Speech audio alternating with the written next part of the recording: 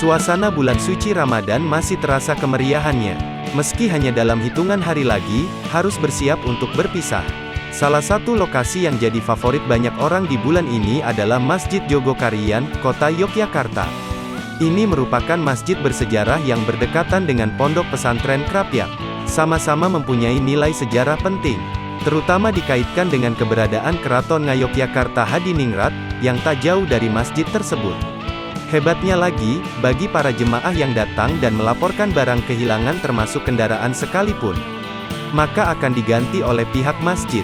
Sebagian besar orang tentu tak ingin kehilangan saat berkunjung ke tempat umum.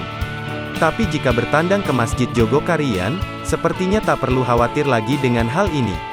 Apalagi yang kerap mengalami kehilangan sandal jika ke masjid.